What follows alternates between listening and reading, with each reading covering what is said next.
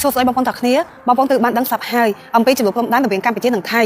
ថ្ងៃនេះទៅជាថ្ងៃច័ន្ទទី9ខែមិថុនាឆ្នាំ2025ប្រទេសទាំងពីរគឺបានយកព្រមព្រៀងគ្នាដកកងទ័ពចេញពីព្រំដែនរៀងៗខ្លួនហើយបែបនេះទៅខ្ញុំគិតថាវានឹងមិនមានសង្គ្រាមកើតឡើងរវាងប្រទេសទាំងពីរនោះទេដូច្នេះបងប្អូនគឺមិនចាំបាច់មានការប្រតិបត្តិអ្វីនោះទេនៅក្នុងវីដេអូនេះខ្ញុំគ្រាន់តែចង់បញ្ចេញមតិរបស់ខ្ញុំនិងវិភាគអំពីរឿងនេះតើហេតុអ្វីបានជាវាកើតឡើងបែបនេះទី1ថ្ងៃដែលបានកើតឡើងមុនដំបូងគឺនៅថ្ងៃទី28ខែឧសភាឆ្នាំ2025ដែលទាហានថៃបានបាញ់ទាហានខ្មែរស្លាប់អស់ម្នាក់តើបងប្អូនដឹងដែរទេថានៅថ្ងៃទី28ខែឧសភានេះវាមានរឿងអ្វីផ្សេងដែលបានកើតឡើងនៅក្នុងប្រទេសថៃដែរទេ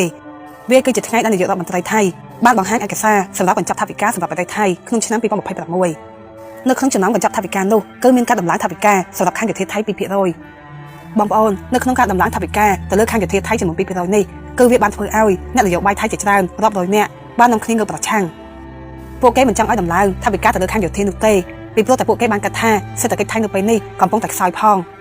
បន្ទាប់មកនៅសុកវាក៏បានកើតមាននៅចំនួនព្រំដែនរវាងថៃនិងកម្ពុជាតែម្ដងដែលវាចំថ្ងៃទី28ខែឧសភាឆ្នាំ2025នឹងតែម្ដងតើបងប្អូនគិតថារឿងនេះវាគឺជារឿងចៃដន្យដែរទេឬក៏មានហេតុផលមិនច្បាស់លាស់នៅពីក្រោយខ្នងបងប្អូនដឹងស្រាប់ហើយថាសារព័ត៌មានពីខាងប្រទេសថៃគឺតែងតែចុះផ្សាយថាថៃគឺជាភាគីឈរខាងត្រូវប៉ុន្តែនៅពេលដែលខ្ញុំបានធ្វើការស៊ើបអង្កេតរកពាក្យសម្ដីរបស់យោធាថៃគឺវាមានភាពមិនស៊ីសង្វាក់គ្នាទី1យោធាថៃបាននិយាយថាភាគីកម្ពុជាបានជីកយន្តដ្ឋានចូលទឹកដីថៃតាំងតែពីខែកុម្ភៈឆ្នាំ2025មកម្ល៉េះបើវាដូច្នេះពិតមែនចុះតើហេតុអ្វីបានជាយោធាថៃមិនព្រមបាញ់តាំងតែពីពេលនោះមកតើហេតុអ្វីបានជារងចាំរហូតដល់ថ្ងៃទី28ខែឧសភាឆ្នាំ2025ធ្វើអ្វីដែលវាត្រូវជាថ្ងៃដែលខាងថៃត្រូវបង្ហាញកញ្ចក់ថវិការបស់ប្រទេសជាតិរបស់ខ្លួនឯងឬក៏វាគឺជាផែនការដើម្បីបង្កចំនួនដើម្បីបង្កើតជាតិនិយមដើម្បីឲ្យយោធាទទួលបានការគ្រប់គ្រងសម្រាប់ការបង្កើនកញ្ចក់ថវិកាបងប្អូនដំណោះស្រាយហ្នឹងគឺវាងាយស្រួលណាស់ចាប់ពីពេលនេះទៅគឺយើងឲ្យទាហានរបស់យើងដែលពួកគាត់យាមល្បាតនៅតាមព្រំដែនហ្នឹងនាំគ្នាពាក់កាមេរ៉ាដាក់នៅលើខ្លួនក៏បានដាក់នៅលើថ្ងាសក៏បានហើយបើសិនជាមានរឿងអ្វីវាកើតឡើងទៀតគឺយើងមានភស្តុតាងនៅក្នុងកាមេរ៉ាហ្នឹងទាំងអស់ដែលយើងអាចបង្ហាញទៅដល់អន្តរជាតិនិងបង្ហាញទៅខាងភាគីថៃបានថាតើខាងណាគឺជាអ្នកដែលបង្ករឿងមុន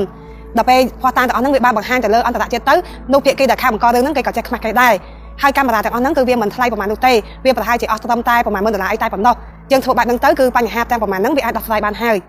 បងប្អូនរឿងព្រំដែនរវាងកម្ពុជានិងថៃវាតែងតែកើតមានឡើងគឺដោយសារតែភាគីខាងថៃគឺមិនអាចទទួលស្គាល់ថាខ្លួនឯងបានចាញ់បារាំងកាលពីសម័យមុនបាននៅក្នុងឆ្នាំ1907ភាគីថៃគឺបានយល់ព្រមចុះហត្ថលេខាដោយយកព្រមប្រកល់ទឹកដីកម្ពុជាទៅឲ្យកម្ពុជាវិញរួចហើយនៅក្នុងឆ្នាំដដែលហ្នឹងបារាំងនិងថៃគឺបាននាំគ្នាគូផែនទីថ្មីដែលវាច្បាស់លាស់ថាព្រំដែននៅត្រង់កន្លែងណាខ្លះរួចហើយដែលថៃបានទទួលស្គាល់កាលពីពេលនោះប៉ុន្តែសម្រាប់ទស្សវត្សរ៍ក្រោយៗមកប្រទេសថៃមិនដែលគោរពកិច្ចព្រមព្រៀងព្រំដែនដែលក្រុមបានចុះហត្ថលេខានៅក្នុងឆ្នាំ1907ឡើយនៅក្នុងឆ្នាំ1962ប្រទេសថៃបានដាក់កងទ័ពរបស់ខ្លួននៅក្នុងខេត្តព្រះវិហារបែបនេះទៅវាក៏បានបង្ខំឲ្យភាគីកម្ពុជាយកបញ្ហានេះទៅប្តឹងដល់តុលាការយុត្តិធម៌អន្តរជាតិតែម្ដងទៅហើយគេក៏បានកាត់ក្តីឲ្យកម្ពុជាឈ្នះព្រោះតែគេមើលទៅលើផែនទីជាភស្តុតាងប៉ុន្តែជាការពិតគឺថាខាងភាគីថៃមិនអាចទទួលយកការពិតនេះបានទេរហូតដល់ឆ្នាំ2008ភាគីថៃក៏បានកាត់ថាទឹកដីនៅជុំវិញប្រាសាទព្រះវិហារគឺជាទឹកដីរបស់ពួកគេហើយពួកគេក៏បានបង្កចំនួនម្ដងទៀតជាមួយកម្ពុជារហូតដល់ឆ្នាំ2011ភាគីកម្ពុជាក៏បានដាក់ពាក្យបណ្ដឹងទៅកាន់តុលាការយុត្តិធម៌អន្តរជាតិម្ដងទៀតដើម្បីឲ្យបញ្ជាក់ថាទឹកដីនៅជុំវិញប្រាសាទព្រះវិហារវាក៏ជាទឹកដីរបស់កម្ពុជាដែរក្រោយមកតុលាការក៏បានកាត់ក្តីឲ្យកម្ពុជាឈ្នះទៀតនៅក្នុងឆ្នាំ2013ប៉ុន្តែភាគីថៃគេមិនសុខចិត្តនោះទេគេមិនទទួលស្គាល់មិនទទួលយកការកាត់ក្តីនេះទេប៉ុន្តែក្រោយមកប្រទេសទាំងពីរក៏បានយកព្រមគ្នាថាឥឡូវនេះទឹកដីនៅខាងជើងជិតព្រំដែនហ្នឹងវាមិនមែនជាទឹកដីរបស់អ្នកណាទៅចុះយើងដកចេញរៀងៗខ្លួនទៅបន្ទាប់មកប្រទេសទាំងពីរក៏បានបង្កើតគណៈកម្មាធិការព្រំដែនរួមគ្នាដើម្បីដោះស្រាយបញ្ហានាពេលអនាគត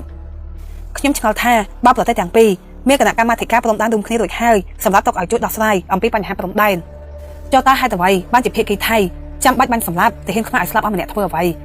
ីបើមានរឿងអ្វីសូមរាយការណ៍ទៅថ្នាក់លើទៅចាំបាច់អីប្រើកម្លាំងម្យ៉ាងទៀតខ្លួនឯងបានសារភាពដូចហើយថាខ្លួនឯងគឺបានទៅលេនដ្ឋានរបស់កម្ពុជាមិនមែនកម្ពុជាទៅកន្លែងរបស់ថៃនោះទេបងប្អូនត្រង់ចំណុចនេះវាបានធ្វើឲ្យខ្ញុំមានការសង្ស័យម្យ៉ាងទៀតខ្ញុំមិនជឿទេថាភាគីកម្ពុជាគឺជាអ្នកដែលទៅរករឿងគេមុនពីព្រោះទាហានខ្មែរម្នាក់ដែលបានស្លាប់គាត់មិនមែនជាទាហានវ័យក្មេងដែលមានចិត្តឆេវឆាវនោះទេគាត់គឺមានភាពចាស់ទុំហើយដែលមានការអត់ធ្មត់ខ្ពស់វាមិនដែលគាត់មិនដឹងច្បាប់ហើយចេះតែទៅរករឿងគេមុននោះទេមានអ្វីមួយដែលខ្ញុំចង់ឲ្យបងប្អូនទាំងអស់គ្នាបានយល់ច្បាស់ប្រសិនបើនាយករដ្ឋមន្ត្រីថៃមិនព្រមស្ដាប់តាមពួកយោធាហើយមិនព្រមធ្វើខ្លាំងដាក់កម្ពុជានៅពួកគេនឹងធ្វើការបណ្ដេញគាត់ចេញនិងក្រុមគ្រួសាររបស់គាត់ចេញពីប្រទេសថៃតែម្ដងដោយកាលពីឆ្នាំ2014អញ្ចឹងដូចនេះនាយករដ្ឋមន្ត្រីដែលពាក់អាវក្រហមគឺត្រូវតែមានការប្រុងប្រយ័ត្នឲ្យបានខ្ពស់ប្រសិនបើនៅចង់មានតំណែង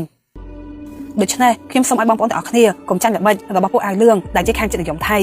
សូមបងប្អូនមានការអត់ធ្មត់កុំរើសអើងនៅក្នុងប្រទេសថៃគឺពួកគេកំពុងតែមានបញ្ហាផ្ទៃក្នុងរបស់ពួកគេដែលខ្លួនឯងទេ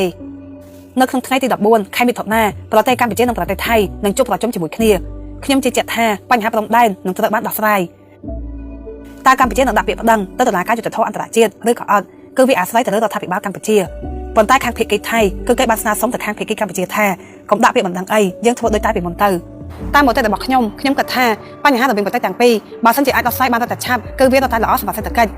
កុំចាប់បាយអស់បន្លាយដល់10ឆ្នាំធ្វើអ្វីបែបនេះទៅគឺវាធ្វើបាត់ដល់សេដ្ឋកិច្ចទៅវិញទេខ្ញុំមានទំនុកចិត្តទៅលើរដ្ឋាភិបាលរបស់យើងថានឹងអាចដោះស្រាយនៅបញ្ហាទាំងនេះបានសូមអរគុណ